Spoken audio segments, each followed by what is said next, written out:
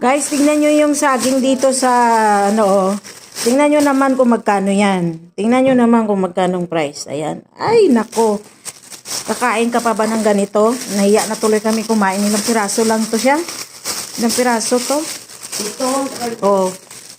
7 piraso. Magkano na to sa Pilipinas? Tag-it 600 na. Nako, Diyos ka. Tingnan nyo naman ang aming saging. Kasi gagawin ko daw tong maruya bukas. Bukas ko daw maruyain. Ayan.